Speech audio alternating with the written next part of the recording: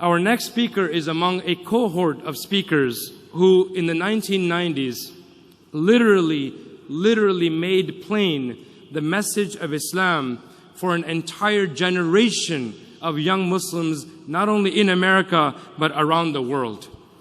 A father of 5 sons, an author, a scholar, a visionary who founded Zaytuna Institute and then went on most recently to found America's first liberal arts college, co-founded along with Imam Zaid Shakir and Dr. Hatem Bazian.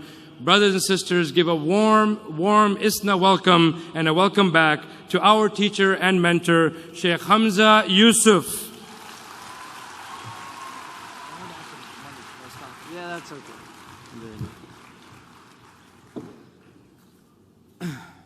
Alhamdulillah. Assalamu alaikum wa rahmatullahi wa barakatuh. Allahumma salli ala Sayyidina Muhammad wa ala alihi wa sahbihi wa sallam tasliman kathira. ولا حول ولا قوة إلا بالله العلي العظيم. اللهم افتح علينا حكمتك وانشر علينا رحمتك يا ذا الجلال والإكرام. وصل اللهم على سيدنا محمد وعلى آله الكرام. ولا حول ولا قوة إلا بالله. الحمد لله. Alhamdulillah. First of all, I want to say that when I was a young man, I met ISNA. And I was actually a little older than ISNA. I was in my early 30s, ISNA was around 30, and I basically ended up in an arranged marriage. It's been 20 years. And marriages are interesting, aren't they? Because it's nasib. But the person that arranged that marriage was one of the founders of ISNA, Dr. Mahbub Khan, Allah yarhamuhu. And Dr. Mahbub, I was an Imam Khatib in California, and a little bit of a firebrand and what you would call a loose cannon. So Dr. Mahmoud, converts, there's a convert syndrome, because converts enter into a very dangerous period after they convert. They get very enthusiastic. And so Dr. Mahbub Khan, he said to me, I want you to speak at ISNA. And he said, even though I don't agree with everything you say, I think you're good for the American Muslim community. That was his view. Because Dr. Mahbub Khan was a visionary. He was somebody that didn't allow ideological differences or those types of differences of methodology, if they weren't substantial. Because in the end of the day, if we share the creed of Islam and we believe in the rightly guided scholars and imams of Islam, those differences of methodology are all open to debate. And so, in honor of him, I wanted to mention him. And I remember Dr. Sayyid also trying to calm me down a few times. So, in the spirit of being a loose cannon, and also, I really want to say this in all honesty, I hope this is my last Saturday night address, because I've been doing this for 20 years, and I'm very honored that ISNA has brought me back, and I felt so much love from the community, but I really feel that other people should be up here. We have some really, really good young scholars that are up and coming, and I want to see them begin to take over these positions. I'm working on establishing a college in California. So, having said that, I want to say that I've always felt an immense amount of love from people here, from the Muslim community. There's always the haters. It's just the way it is. There's the enviers, the haters, and then the petty people. Those people always exist in every time and every place. And if you're going to be in a public position, you cannot take them seriously. You just have to do what you believe and let the cards fall where they fall and have a thick skin about those things. But what I want to talk about, I was asked to talk about a moral vision for this country. And I want to preface that by saying a moral vision for the future, to me, is a moral vision from the past.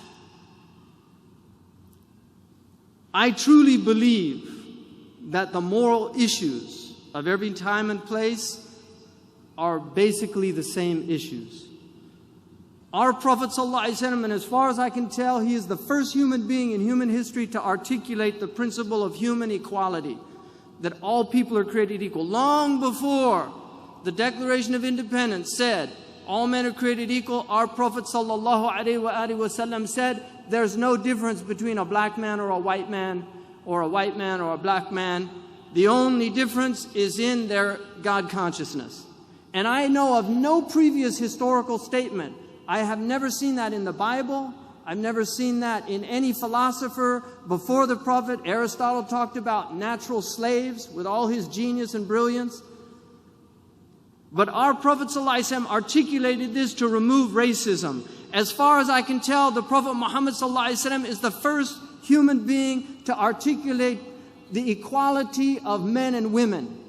I've never found anybody in the history of humanity before him to ever articulate that men and women are essentially the same.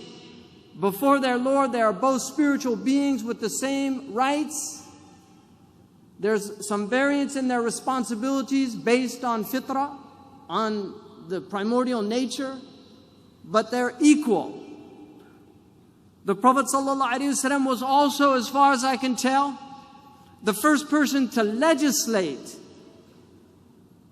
from these religions clearly economic justice in all of the strata of society, not for one group or for one set of believers, but for all of the people. The Prophet ﷺ in his final speech, and I've mentioned it here before, you will see all of those major issues that are affecting human beings. My deep concern about this country is that America, and we as a people, and I speak as we are all, I'm an American, I can speak as an American. And when I'm speaking as an American, my Islam here is incidental. In the same way that many, many people in this country have spoken up about things they find troubling in their country, from the Jewish community, from the Christian community, from the atheist secular community. There are things in this country that I find deeply disturbing. Arnold Toynbee said that societies don't commit, they're never murdered. Civilizations are not murdered. The great English historian, he said civilizations commit suicide. And as far as I can tell, and I actually did a rotation in a psychiatric unit and had some suicidal patients. As far as I can tell, I see very serious suicidal tendencies in this society. There are things that are deeply troubling about this society. The mechanization of warfare, the idea that you can send robots to eliminate people on other parts of the planet, that you can have civilians or people living normal lives in suburbia in New York, and they go to work and their work is to drop bombs on people on the other side of the planet. And when they talk about their successful strikes, they say 3 suspected terrorists were killed in a drone strike today.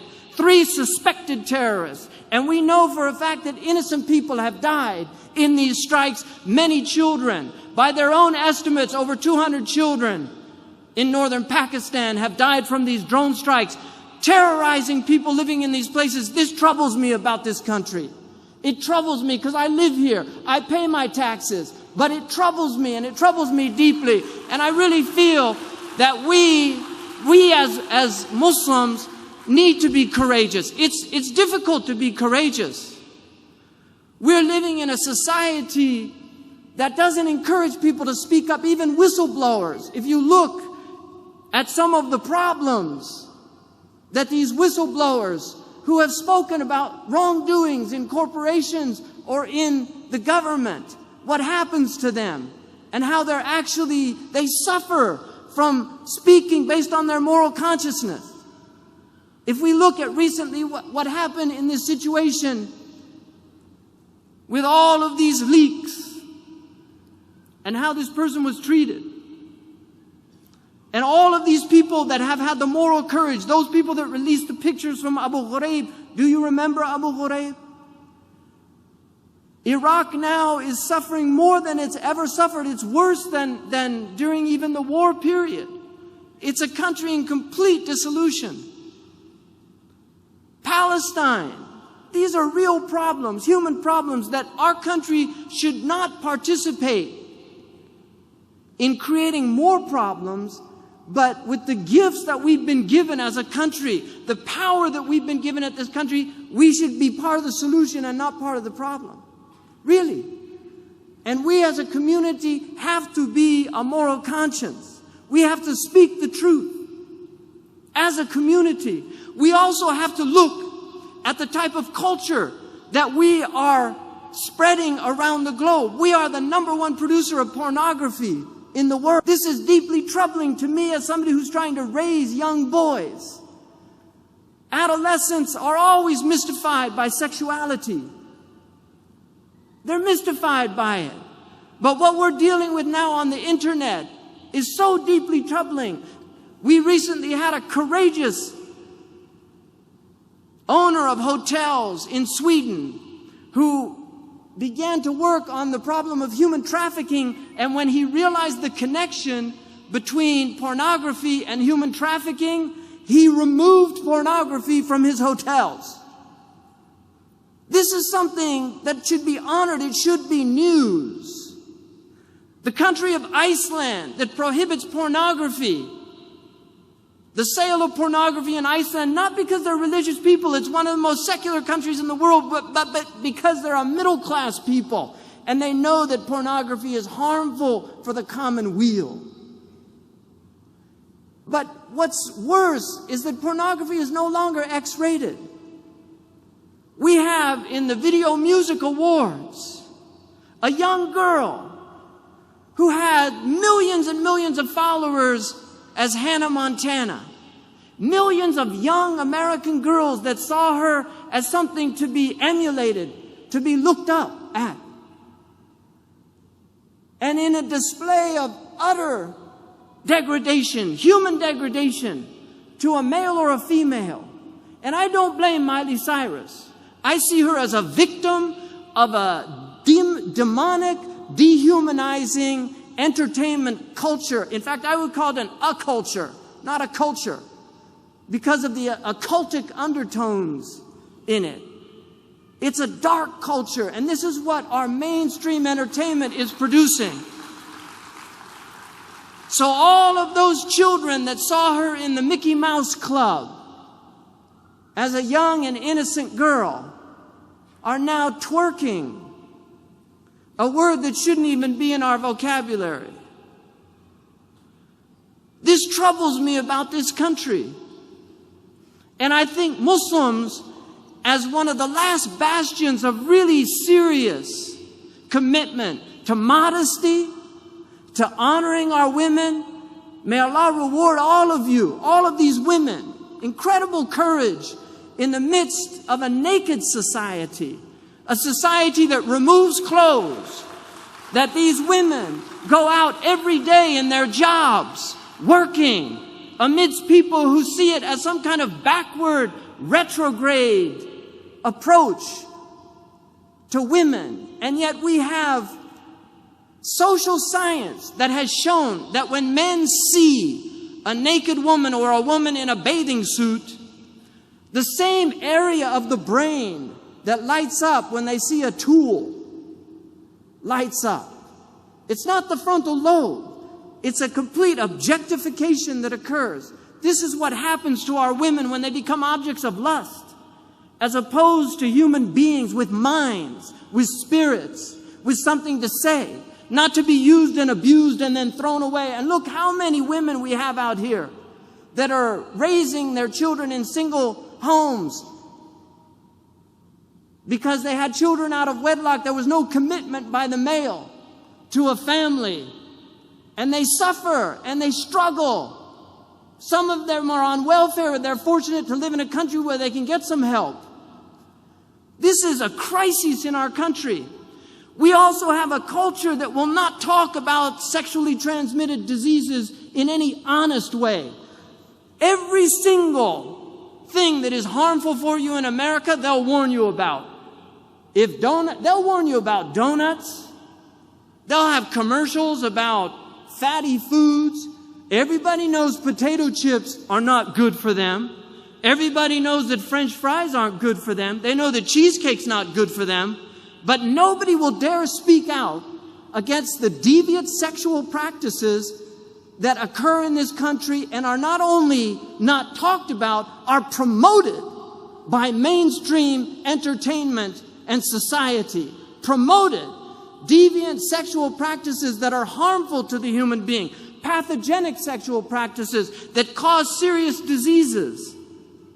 This isn't like a fatty food that takes time, many years before it accumulates and causes a heart attack. This is a one-time possible death sentence. And yet people won't speak honestly about it. The World Health Organization tells us that rectal intercourse is the most risky form of sexual behavior. That's what the World Health Organization has to say, and yet people will not say this is not a healthy choice.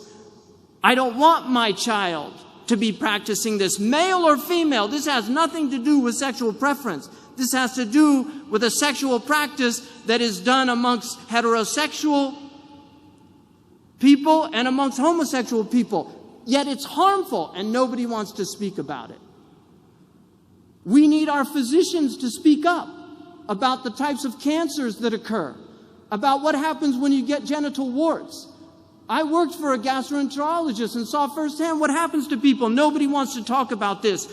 And yet we have a society now where they say just get a vaccination for HPV as if this is some normal event that's going to happen in your life. You're just going to get HPV. No, there are many strains of HPV, but sexually transmitted HPV is a very specific type that is transmitted through sexual practices when people are having multiple partners or practicing types of sexual behavior that are unacceptable.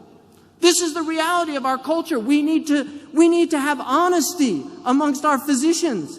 People need to speak out. They can't be afraid of a culture that is promoting pathogenic forms of behavior. Recently, at the Gay Pride Parade in New York, they requested that they all get meningitis shots because there's a new strain of meningitis in the homosexual community that is extremely deadly and has only shown up in that community.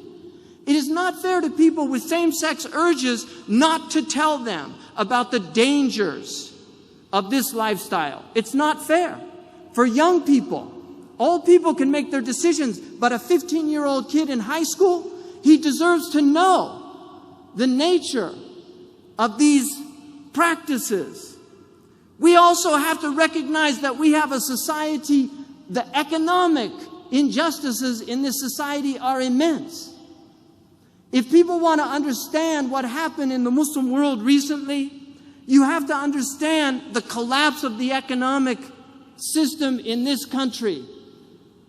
When all of the real estate collapsed, where did the money go? It went into commodities. What happened in the Muslim countries? All of the food stocks went up. People who they were paying 25% of their salary to food were now paying 45 to 50%, and they didn't have money to pay their rent. They didn't have money for other things. It created an immense amount of strain on these societies. And so people were becoming so frustrated. If we remember how it all started over an economic crisis in Tunis. Do people remember that? It started over a man who was trying to earn a livelihood by selling things. This is a crisis. We have an economic crisis. Nobody talks about the Greek meltdown. We have all these people attacking Turkey, but the reality of Turkey is Turkey has only recently paid off completely their IMF debt. Turkey is one of the only debt-free countries on this planet. And why isn't that in the news? Why is Erdogan being demonized as a tyrant when he has shown incredible fiscal responsibility for his country with immense growth? And now we're going to see constraints put on Turkey. You will see from outside. And Turkey is going to get hit economically. You'll see this in the future. Why? Because there are entities on this planet that do not want to see a successful Muslim model. And Turkey is an extraordinary country with a great people. They have proven that Muslims and seculars can live side by side. They have proven this. We had today, you see, people say, oh, the Palestinians and Jews, they could never live together. They lived together for over 1,000 years. It's a lie. I was walking with my friends today, and I saw Rabbi Weiss, who came from New York. He had his little Palestinian scarf. He had the enormous hat, which I don't know what they call them. But when I saw him, I felt happy. And I looked at them and I said, oh, look, here's this Jewish man from New York who is against the oppression, the Israeli aggression against the Palestinian people. And he gave me a hug, and I hugged him, and then we parted, and then he came back just to say, please, mention that there are Jews against what's happening in Palestine. Tell them that. Tell the Muslims that. He has come here consistently to be in solidarity with Muslims from the Jewish tradition. Minhum al-mu'minun. Allah says amongst them, they're good people amongst them. And we know that. And we shouldn't demonize the Jews just like we don't like to be demonized. There are good people amongst, we have natural allies amongst many of the Christians. Unfortunately, we need to disabuse them of their attitudes about Islam because they have been brainwashed over a long period of time, and then we have too many people in the Muslim world creating so much commotion. There's a lot of instability, but Muslims have been driven mad by social conditions. People talk about human nature. I just want to say this. If you take animals and you put them in cages, in inhumane conditions, they don't behave like they would in their natural habitat. They begin to tear each other apart. They begin to fight each other. This is what happens. This is my swan song, so I might not pay attention to those little things she's holding up. They don't behave like they would in a natural environment. They start to kill each other. I lived with human beings. I lived with Bedouin. I spent 7 years with Bedouin, living in different places with them. I lived with them and I saw how they interact, how they love each other. I saw how a human being behaves when he's allowed to be human. When you look in the ghettos and say, look at these animals. They're not animals. They're human beings that have been put in inhumane environments. And if you change their environments, you will change their behavior. Really, you will change their behavior. They're human beings. And really, it would break if Dr. King, if Malcolm X could come back and see what's happened in many of these communities, the degradation, the social disintegration. If they could see it, they would weep tears of blood. I believe that. I really believe that. They would weep tears of blood to see and look at the successful Muslims, the successful African Americans in Hollywood that are degrading themselves. Women that were stripped, their ancestors were stripped of their clothes, and now they're paid to strip their clothes. No, they should honor themselves. They've been given the privilege of honoring themselves in a society that will allow that now. These are the things that trouble me about this culture, and Muslims should be a spark of hope. We should be a beacon of light, not just for people overseas, but for people in this country.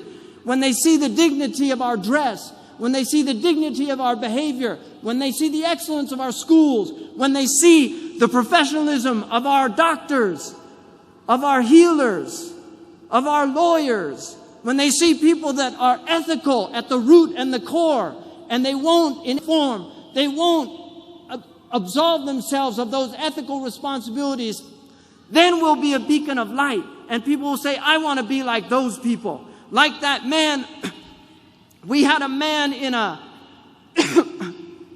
in a 7-Eleven store, and a man came in with a pipe trying to steal money from him. And he said to him, he took out a gun. He had a gun. He pulled out the gun, and the man stopped. He dropped the gun.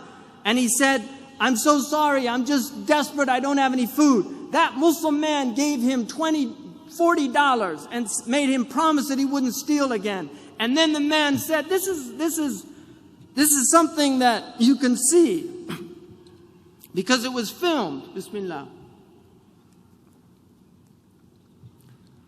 That man who was robbing that man said, "I want to be a Muslim." And he said the Shahada right there and then. That's like something you read in the books. Because he treated him like a human being. Too many people are denigrated in this culture. We have now a culture that's emerging where people live in these bubbles, and then other people live in another world, where SWAT teams invade their homes on a daily basis, where their children are taken away from them because of these protective services, and they don't have the lawyers that can prevent that from happening. Really, there are two Americas that have emerged: the VIP America and the poor America. The middle class has eroded immensely. Now you can, if you have money, you can drive in the fast lane. It didn't used to be like that in America. Now if you go to Disneyland or any of these amusement parks, you have fast tracks. Because if you have money, you don't have to wait in line with the peons. This is different from the ideal that was America. So we have a lot of work to do. And finally, in conclusion, I want to say to all of you, I've heard a lot of Muslims lately say, "I'm so depressed." I was recently in Arabia, and I have a Muslim friend. He was a very active Muslim. And I said, what are you doing these days? He said, "No, I've given up." That's what he said to me. He said, "I've given up. I've had enough. You know, there's no hope." I grabbed him and I shook him, literally, physically. And people who know me know that I'm very capable of doing that. I shook him and I said to him, "What do you mean there's no hope? If you want a bid'ah, hopelessness is a bid'ah. We're a religion of hope. We live on hope. Every time you're depressed or you say there's no hope, what you're saying to every African that was brought over in chains and survived the transatlantic crossing and came here and lived in slavery and marched to get their civil rights, you're saying to them that was all a waste of time. If you're depressed, you're dishonoring all those Andalusians who were chased out of what was called paradise at the time. They were chased out of Andalusia, but they made new lives for themselves in Tunisia, in Morocco. And today you have Andalusian families that hail from Andalusia, just like you have Palestinians here that were chased out of their homes. You're dishonoring all of those Indians that migrated to Pakistan with the hope of a better life. You're dishonoring the Afghanis that have lived in over 30 years of war, and they're still trying to hold their heads high. We can't do that. There's no room for hope. I'm in it till the last breath. I'm in it till the last breath. Because in that last breath, and I pray to God that Allah subhanahu wa ta'ala gives me on my last breath, Ashhadu an la ilaha illallah wa ashhadu anna Muhammad Rasulullah, because I believe in the promise of God. I believe that His prophet was true. I believe that hell is true and that the fire is true and that the day of judgment is true. And I testify to the truth of the sirat, that we will be weighed in the balance, and there will be those who are found wanting, and there will be those who are given grace, and there will be the outstrippers. These are all true things that every prophet has taught, and I believe in them. And I will hold to them till I die, and the struggle continues. This world was never meant to be paradise. God has created a world that is meant to drive you to God. And if you're being driven to the devil, you've been duped, my friends. Because all of the hardships that you suffer in your life, if you believe in God, you will find those rewards on the day of judgment.